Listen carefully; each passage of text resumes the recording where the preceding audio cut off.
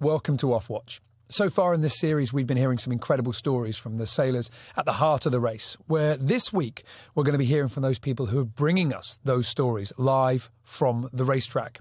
Amory Ross has been an onboard reporter with many editions of the race, and he's lining up for another one. And he's also responsible for a lot of the incredible drone shots that you will know from the last edition. In this interview, he talks us through how it was that he was able to capture those moments and where luck played its part.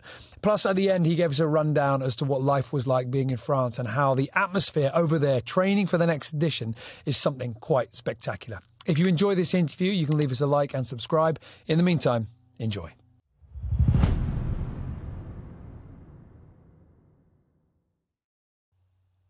My guest this week is somebody that many fans of the ocean race and probably fans of sailing won't know, but you will know his work. Amory Ross has been an onboard reporter with 3 editions of the ocean race, and he's lining up for a 4th. Between that, he's also been bringing us stories from the America's Cup as well as adventures from all over the world. Now, the onboard reporter is the person who's able to bring us, those of us stuck on shore, close to the reality of what it means to take on this challenge. Technically not part of the sailing team, but every wave that crashes over the boat, every boiling hot doldrums drift, every freezing cold Southern Ocean blizzard, every hardship for the sailors is exactly the same for the OBR. It's just that they've got to hold a camera instead of a rope, and they have to document everything. Amory, thank you very much for talking to me today. Thank you for having me, Niall. It's great to be here. I've watched quite a few of these, and it's always something fun, informative that comes out of it. Well, okay, good. Well, there you go. We've set the bar high straight away. The first question that I wanted to ask you was basically about that. How should we think about the OBRs, and how do you think about yourself? You've done all the miles. You've sailed through all the storms. And like I was saying in the introduction, you're not the one that's trying to make the boat go fast, but you're an integral part of the team. Do you consider yourself an ocean racer? I think to a certain degree you have to. You know, there are, through 3 campaigns, I think it's fair to say that there's no right or wrong way to do this job. There have been so many people from so many different backgrounds with so many strengths and just a variety of skill sets. But I think the one common denominator, the one constant to being good at this work is getting along with the group. You know, you have to have chemistry. You have to understand, to a certain degree at least, the sport. And that's just on a very basic level. It doesn't require, super depth by any means, but you have to understand what they're talking about, what's happening around you. Just to sort of, know the race and the race course and the people and the players. But I, to your point, I think the biggest thing that I've taken away is you're best at your job when you're able to maybe share the highs and lows, to share the experiences with those that are around you. And it gives you real insight into what they're thinking and what they're feeling. And that's, for me at least personally, has always been an important part of it. But I also think from a sailing perspective, it's good to invest in what you're doing. And I always felt like, in particular, sailors are somewhat quiet and reserved, and that's maybe more so offshore than inshore with something like the America's Cup. You know, people go sailing across oceans because they want to get away from cameras and they want to get away from the noise, and they enjoy that remoteness and maybe disconnecting a little. But I always worked really hard at what I was doing because I felt like it earned me currency to get something out of them. You know, if I was really good at managing my onboard tasks, whether it was the food or the bailing or just kind of being there as a positive influence, I had reason to get something from them. That kind of professional respect was really important. And I do think you need to be a part of the team to maximize that concept. Has there been a point where the desire to capture that shot, to kind of to get out in front of the danger and, oh, that's an amazing moment? Have you ever had a skipper or another crew member grab you, pull you back and go, no? I'm sure there have been times, but that's the appeal of the job. You get to put yourself in those positions, and I think we've all learned sailing these boats enough times that nothing ever happens once. And so if you can go maybe halfway the first time, maybe the second time you've earned that trust and they let you go a little farther. And that in so many ways is what it's about. It's just surrounding yourself with people that thrive in that moment. And you don't want to be in a place where you can't capture it, because you're not comfortable going forward to the shrouds. But that's part of the boats too. The Volvo 70s were, by today's standards, super unique. They were beasts of a boat. I mean, it was a real V8. There was nothing covering you. The cockpit was wide open. They were really powerful and really wet. And so you had a lot of water over the deck. And I mean, water at those speeds is like concrete. That was removed a little bit with the Volvo 65s, with the coach roof and the camera. And so you had more protection. The cockpit was a lot deeper. You were kind of capturing different things. And obviously now with the Imoca class, it's even farther gone. We're all sort of huddled under a coach roof, and the boat's going so fast that you don't even go outside until you've turned down really and slowed things down. So, but at the same time, the boat is slamming around, and you've got to be able to handle the violence on board in a different way. And so this morning, we spent a lot of time at the gym. It's mostly about flexibility and mobility, and no longer like that brute strength. And I guess full circle, your first question about, do you consider yourself an ocean racer? Am I capable of being somebody on this boat, pulling rope and doing things that require real skill? No, not at all. But you do certainly have to be able to exist and to survive in a way that allows you to do your work and to do your job. And so you're going to the gym. You're putting in physical training as well. Unfortunately, to do all this. I mean, how easy is it on the latest edition with the Imocas? The 70 you were saying was quite wet. The 65 took that back a bit. But hey, you ask any of the sailors who did the last edition on the 65, they described it as a wet boat. So it's, it pulled back a bit, but not by much. The Imocas does seem like a little bit of a step change. I wonder whether, have you had a chance to kind of think, this is how I'm going to be able to film this, or this is how I'm going to be able to tell that story? It was all the drones last time, or, whatever. Where are you really interested to kind of be and to be bringing us those moments with the Imocas? What's getting you excited? The whole concept of these boats is built around, sort of setting it up and sending it. And you do everything. It's all on furlers. You're inside the boat. So we've certainly, to use your words, stepped away from what we've traditionally been looking at. In my experience so far, a few transatlantics, a couple of them long ones, so much of the boat that we're now sailing is really going to test the sailor's mental capacity. Just living inside basically a bubble, pushing when you can't see very much going on outside. The margin of gains, is back to very small amounts, and it's really going to be how hard you're pushing and how hard you choose to really be aggressive or not. And obviously the design component is a big one, and so a lot of what the team is doing right now is focused on data and design prowess and experimentation, and so that of course is very interesting. And it doesn't really hang on, let me just interject. Let me just interject, because I'm always fascinated by this. So there's all this data. Obviously, at the moment, there's decisions that you can be made, or the team, as a whole, can make about whether we go down left or right with the design process. Are you now being careful, like an America's Cup team would be, about what you put out to the public? Are you physically holding some things back? I wouldn't say holding things back. I mean, we're filming everything. Everything is being covered. And obviously there's a grace period where, photos or videos of new foil concepts, we can't necessarily show the way that we would like to. But like anything, the boat is out there. And when we go sailing for the Ocean Race Europe, we're going to have the new foils in the boat, and there are going to be helicopters and cameras. And so, unlike an America's Cup campaign where you're sort of training in secret for 2-3 years. And you've got spies and such. We don't really have that luxury. I mean, the boat's on a dock here, and if anybody wanted to go and look at it, they could. But for sure, what's happening here at Concept in France on the screens, the designs for the new boat, the build of the new boat that's going on about 45 minutes south of here, all of that is for sure very secret, and we want to hold those cards as close to our chest for as long as we can, because there is a competitive advantage to it.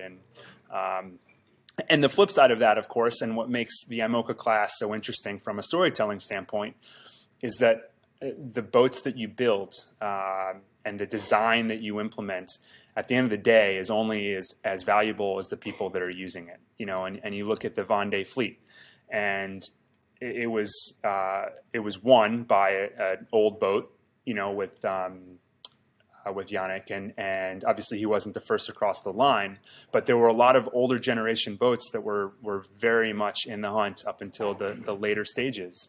And so you still have to navigate the race course, and you still have to effectively design a boat around a race course, upwind, downwind, reaching, heavy air, light air, all of those same things come in. So it is still, at the end of the day, about the sailors designing something that they want to create. Well, let's talk technology then.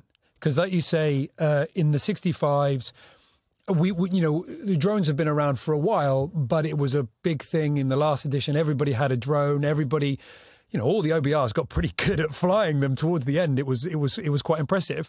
When that was introduced in the last edition, were you thinking, oh God, another bit of tech I've got to get my head around? I'm pretty good with just a point and shoot. Or were you sort of rubbing your hands together thinking, great?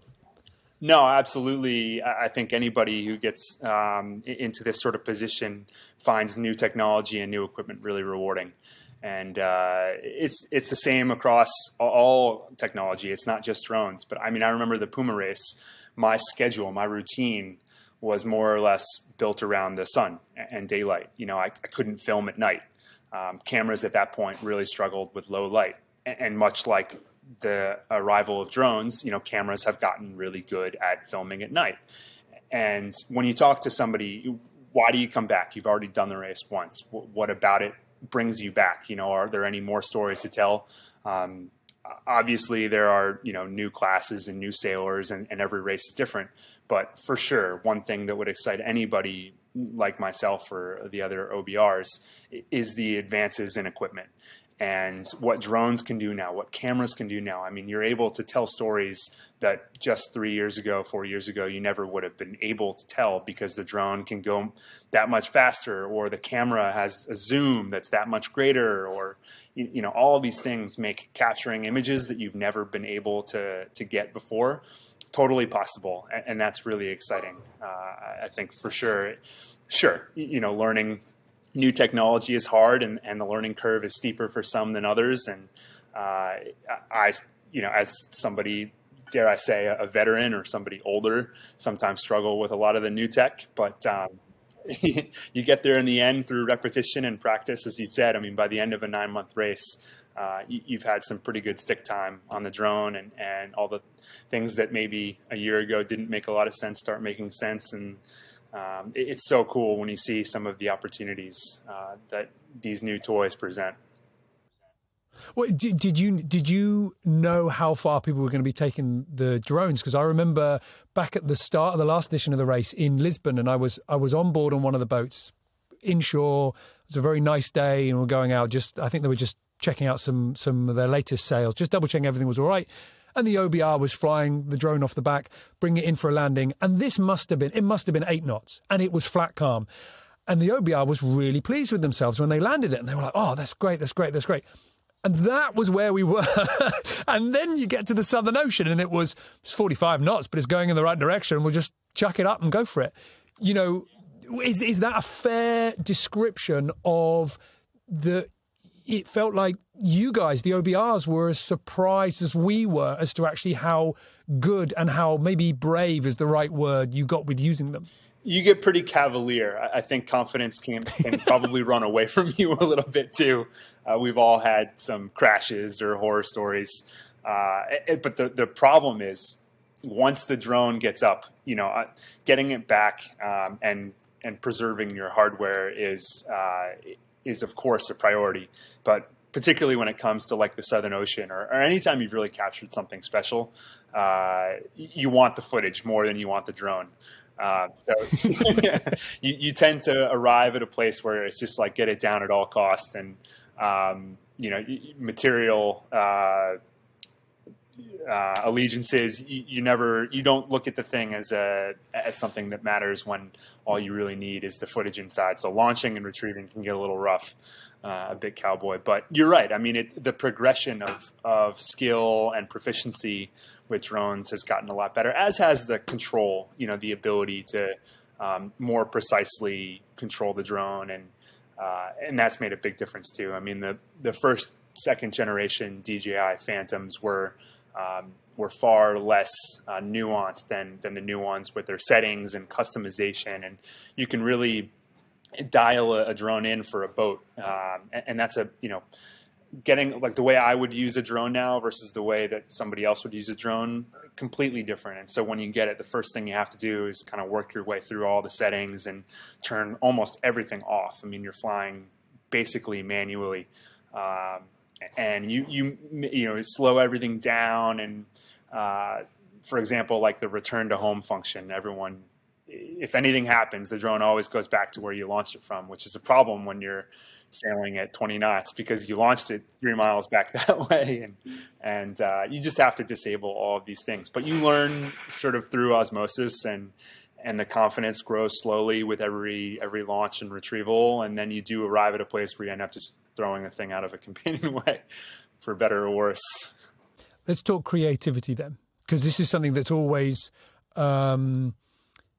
it's always made it very clear to me that ultimately you have to train to be a good OBR. It's not a case of pretty handy with a camera, I can jump on board, and the way that I kind of think about it is, you take a look at sort of motor racing and you go to a track, that's the corner where the cars normally come off. So we need the camera here. And that because that's always the corner for the last 20 years. I think a lot of people, if they thought about the OBR's role, they would do pretty well in capturing some good images, telling some good stories on day one, maybe day two. But to keep up that level of creativity throughout the entire race, how do you do it? What discipline do you bring to yourself so that you're not just telling the same story every day? It's a good question. And you're absolutely right. I mean, all that nonsense about cameras and Sony and Panasonic and this and that, the reality, and these boats in particular, the Imocas, have reinforced it more than ever, is that it's not about the camera. It's about the story. And there's that saying that the best camera that you have is the one that's on you at the time. And it's totally true. I mean, you could use an iPhone and do just as well, from a storytelling perspective. Obviously, technically, the images would need a little more and whatnot, but a story is about the people, the characters, the journey, and you have your shot list. You have okay, this leg, we want to talk about this, maybe the doldrums, talk about how hot it is, eating, whatever. They're like the low-hanging fruits that you and your comms team come up with, or maybe the race puts forward certain topics that you have to cover. But you couldn't be more right. I mean, after 15 days, you've already done all of that. You've already told this story. You've already told that story. How do you fill the time, so to speak? But it's so easy to do because there's always something going on. And so what I would do is I had a pad of paper, wet notes in my pocket, and I spent a lot of time just listening, and trying to understand what sailors are saying, what sailors are feeling. And this kind of goes back to what we were talking about before. Do you consider yourself an ocean racer? Like, I think you have to be comfortable on board, understanding what people are doing and what they're thinking and how they're feeling. You have to have insight, because when you hear something that makes you think, oh, like I sort of know what he means by that, but I want to know more. Or you get a really interesting exchange between two sailors about trying to decide between the next sail. It doesn't have to be something incredibly creative, but like maybe it's about the way those two interact. Maybe it's about their history. Maybe it's about the sales. Can you educate somebody on the complexity of choosing the next sale? You know, why is that important? There are so many different ways to approach everything that somebody says or does. And what are the challenges? You know, what are the goals? How do you overcome those obstacles? What's most pressing? Like all these sort of things, I just constantly ask myself, and I just write it down. And eventually I'd get to a point where something would warrant a question, and I'd ask that question and then film some B-roll, and you have your 3-minute, 4-minute story right there. It doesn't require a ton of creativity. It just requires like a very acute sense for what makes these guys work and what happens on board and what you're surrounded by. You know, the stories kind of fall in your lap. And sometimes it would happen at 9 o'clock in the morning, and sometimes it would happen, you know, 30 minutes before you had to send a video. But if you were patient, you'd always get something really good and really interesting every day without needing to worry about just like putting something off the boat or filling, like I said, filling airtime. I can imagine it's like the worst thing for creativity is being forced to come up with something. You know, you've got a deadline, you have to sort of do something. So it's really interesting to hear you talk about the way in which you would just try and sort of, you know, let those little moments kind of bubble to the surface. I wonder, in the 3 editions that you've done, has there been any of those more subtle moments? Not the gigantic wave crashing across the boat, not the big broach, not the big winning moment or whatever, but those little subtle moments. Have there been any of those little moments where you can think, I still remember that, and I'm so glad I caught it, and it was such a little thing, but it's still a moment that I'm really pleased that I was able to bring to the public? They always lead to bigger stories. You know, like I remember, I think it was on the leg to Abu Dhabi with Alva Medica. We had one guy, Ryan Houston, who was particularly difficult to wake up, and he's I hope he doesn't watch this, but because I don't like calling people out by names. But I remember there was one video. I mean, he couldn't get up, and he really struggled with like the midday watch change, and that story led to a piece about watch changes. And I filmed like a 24-hour cycle with time lapses, and just trying to like encapsulate what somebody has to go through over the course of 24 hours, and why the routine, what everyone talks about being very routine, can often be so difficult. And in that instance, I think it was so hot, and nobody was sleeping, and people were getting thrown off of their routine. But that all started because Houston, I mean, so many videos of him just like rubbing his eyes, and he just couldn't get up. And so you start to pick up on those things, and you start to think about, well, why is he having such a hard time? You know, what is it about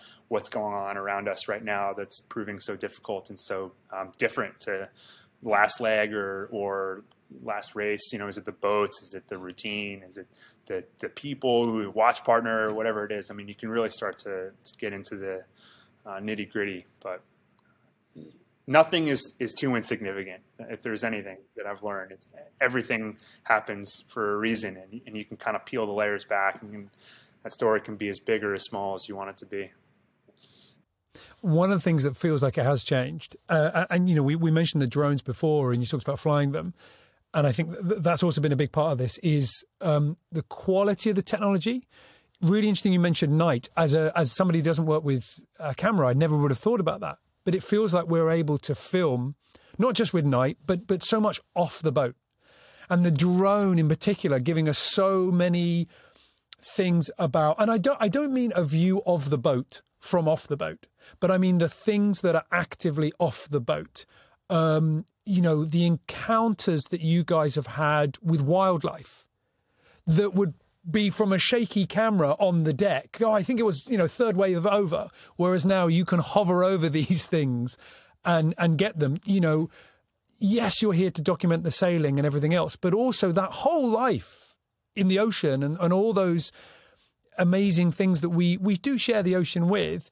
Does that give you as much of a thrill? Do you look for those moments? Yeah, absolutely. You know, the drone, to your point, is great at capturing the boat doing 40 knots, you know, or whatever it may be in a very rare circumstance. And that's exciting and all. But from a storytelling perspective, it's incredible at sort of placing the boat somewhere. You know, if you're going around a headland or all the islands and the shorelines, or not, you know, just the vastness of the ocean. There's never been a tool that has been able to sort of place a small boat in a big space as well as that view from way back there. And then, yes, 100%, the ability to capture the wildlife that we always talk about. And, you know, you said it perfectly. When you're trying to film something into the sun and there's glare on the water and you're zooming in on this long lens and the boat slamming around, you sort of get a splash or this or maybe a fin or something like that. It's really hard to show what we see. And the drone, I mean, the last race in particular with Vesta's 11th hour racing off of the Solomon Islands, we had an incredible feeding frenzy of whales. And I think the race itself has used it a bunch, so you're probably familiar with it. But it was incredible. You filmed the whole thing. It was like sundown. We were kind of cruising. It was really nice conditions, and Nick Dana poked his head through the hatch, and he was like, "Oh, is something happening on the water up ahead?" And hurriedly put the thing together and got it in the air with real no idea as to what we were about to see. And looking down at this boil of fish, and at the time we thought it was just fish and whales. Because that's all we could see from the deck, and I had like 4 guys looking over my shoulder at my screen in front of me, and it was incredible to watch. And then what was even cooler was later when we were back down below, pulling off the 4K footage from the card and looking at all, you could see sharks, you could see dolphin, you could see big fish like tuna, not just the little fish that the whales were going after. And to take it a step further, you're absolutely right. I mean, the chain of events that kind of kicked off regarding the species of whale, the time of year that we captured that, all the different fish that were in that community, scientists were really interested in. And there was, I think, a journal release that came out of that. You look at our responsibility now as stewards of the ocean. And I think we all love the ocean race, and we all love going back on these trips because we get to immerse ourselves with a part of this planet that is so valuable and so meaningful. And if we as storytellers have the opportunity to capture some of that and to show some of its beauty to the rest of the world, that's a huge responsibility. And then on top of that, with the science component I was talking about, I mean, in 2021, citizen scientists are a real thing, and we've done quite a lot of that with 11th hour racing on board the Imoca. We've got, courtesy of the ocean race, we've got the water sampler pulling ocean samples every I think it's processing them every 5 minutes, that looks at salinity and oxygen levels and water temp. And then, of course, with whale sightings or animals, in particular along the coastal regions where you've got an abundance of obstacles, marine strikes, fishing endangerment, all the kind of things that people are really talking about right now. There's a real onus to be able to capture that and pass that information along to relevant authorities. And it does I mean, like I was saying, the journal report that came from that, we saw a whale. It was a rorqual whale, and I think in the end they concluded it was a sei whale, spelled S-E-I, and it was highly unusual for it to be in that region that time of year. And, little did we know we were just filming a cool sunset whale experience, but the value in something like that to other people who know a lot more about those things is real. And going back to like what brings you back, I mean, that whole component of being able to do tangible good, to capture real data in the ocean now with the tools that we have at our disposal is really important. And it's of course, it's a good lesson for all of us, isn't it? And I know that 11th Hour Racing are doing a lot of this idea of, if you're out on the water and you see something, you might not know the significance of it. So if you can take a photograph, or at the very least, jot it down when, where, and then, you know, report it back. And I think that, you know, all of us are used to going on a boat, and we've you know, the majority of us have been lucky to see some cool sightings, maybe a, you know, nice dolphin. And all of us have that terrible, blurred, salt on the lens picture of, well, you can't quite see the dolphin because I clicked and it just jumped back in, but you can kind of see a sort of a grey thing and all the rest of it. You know, as somebody who does have the skill, hard-earned, does have the skill to capture those moments. You know, you mentioned that feeding frenzy, and all of us remember that. I mean, that was an amazing shot. Do you know, have you had encounters like that with dolphins and things like that? I mean, does it happen as easily for you as as I'm hoping it might? You know, have you had those moments where you've just been able to enjoy those that life in the ocean just moving along with you and just sort of enjoying your presence as much as you are theirs? Yeah, we're lucky in that, you know, a lot of the time we go sailing, we see things, and the shame, of course, is that over the course of these 3 races, you see less now, for sure. And that's not only just the big mammals, but the birds. The toll of our circumstances is probably very obvious to those of us that spend a lot of time out there. But it's one of the greatest things about what we do, you know, is getting to see these animals in their natural habitat in the wild. And you do try and capture as much as possible, but it's not easy. We actually, on our overnighter last night, or 2 nights ago, we had a huge pot of dolphin here with us in the Bay of Biscay. And I think there's like a faction of people who laugh at those of us that get really excited and enthusiastic about dolphins and things like that in the ocean. But fortunately, the group on board this boat and you know, we're all very excited to be with 11th Hour and the value that they bring to the sport in the ocean. And we're all equally as excited to see those kind of animals. So it's usually, particularly like a day like Sunday, you know, everybody was up watching all the dolphins, and they're swimming around the foil, and there's still a lot of wonderful life out there to watch and observe. And yeah, as a storyteller, it's just my job to make sure that we capture as much of it as possible. But it is hard, because the other problem is you just want to watch. And my job is not to watch. My job is to film. So it's always an internal struggle with being able to use my own eyes and enjoy it for myself, and the responsibility to capture it and share it with people who aren't as lucky to be out there as we are. Well, listen, it's fascinating to hear you talk about it, and I know that you're incredibly busy. You are preparing for the Ocean Race Europe and, of course, the next edition of the Ocean Race as well. I can hear that, you know, it's morning where you are and people are starting coming in. So I know you've got... there you go. It's right. Coffee time in France. Right. I will let you... Yeah. I will let you get back to it.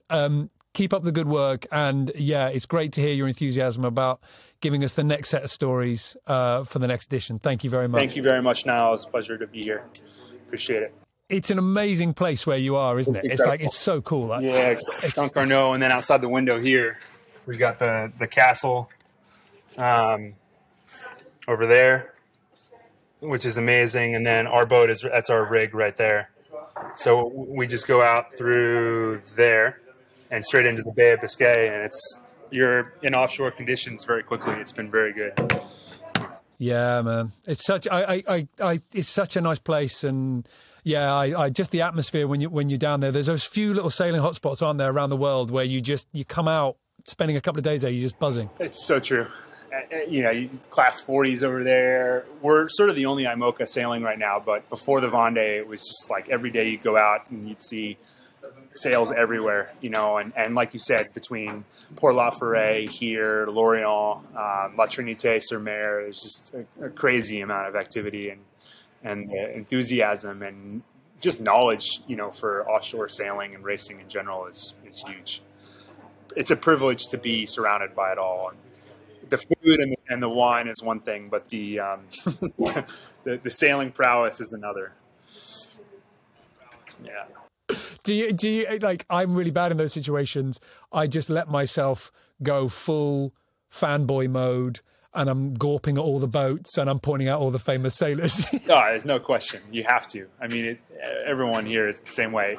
We were on Charlie and I were on a run yesterday, and Vincent Ryu walked by, and we were like, oh, they're idols, they're heroes. And what's so great about it is that's what kids, grow up idolizing, and they start sailing a mini when they're old enough, and it's not like in the States, you kind of pursue team sports, and it takes you more towards organized athletics, whereas here everyone is very individually focused, and it's like all you want is a class 40, and then class 40 turns into a multi 50, and then multi 50 becomes an Imoca, and you grow up with posters of Eric Taberley and Francois Gabar and all these guys on your wall, and they do, if they had like trading cards, like baseball cards, I'm sure they would have sailors more than most. It's really incredible the way they revere the legends of the sport here. It's so bizarre compared to everywhere else in the world. And I mean, as a Brit, we don't have that. And I remember as a young lad, I did the Tour de France out of Wales, and we did it on like a student budget. I mean, there was no money, there was nothing at all. And at one point, we just ran out of food. Just didn't have any food. And we pulled into this harbour. We're like, what the hell are we going to do? And we went to a shop and we said, look, we don't have any food. Is there any way that you can give us some food? And the guy said, you don't look like you're dying. I'm sorry, but I can't. And we said, oh, well, we're sailors in the Tour de France à la voile. And Tour de France à la voile. And he gave us a shopping trolley, and he said, if it goes in the shopping trolley, if it fits in the shopping trolley, you can take it for free. So, pasta and bread. But that was all we needed to say, that we're here sailors and we're sailing in this amazing race. I've had the same thing in Newport, in fairness. I've had that same feeling that, it feels like everybody this is what we do. We care about it. And it's what's made the place a great home for me to go back to, and it's also, I think the race has really enjoyed being around people that care for the participants and the staff as well. So yeah, and I just love the fact that you can't put your finger on it, but you can just feel it. You can just feel, you're like, oh, this, where this is, everyone's just really, some people like the spectacle, but these people really care for the sailing. And that's always been my thing. Is like, oh, you went a tiny bit more sheet tension. That's my thing. Conversations that are at your disposal. Yeah. You might go to dinner and sit next to Bow Becking, and you want to know something about what happened 7 races ago. Oh, I was a kid. I was watching that Whipwreck, and why did you go around there? And like, you have access to people like that, and the same is true here. Just like I was saying, I mean, you're even out for a run and you could pass somebody that, you have some memory of, or some significant feeling that you've associated with. It's just incredible. But it's the people. I think you're right. I mean, it's just kind of being immersed around the community and that wonder of like knowing who you might have a chance to talk to. Yeah. I mean, put yourself in my shoes here with doing this series. I mean, that is, do you know what I mean? Like when you say, oh, 7 editions ago and this, that is what I get to do. There's a reason I'm always happy being behind the camera, and it's because I know I'm not nearly as interesting as 99% of the other people that you have on the show. So that's not what I meant. For entertaining my 1%. Well, a big thank you to Amory Ross for taking the time for that interview. As you can see, he's right in the heart of training for the next edition of the Ocean Race, as well as the Ocean Race Europe this summer. If you enjoyed this interview, you can subscribe for more. We have got many great stories to come. We'll see you soon.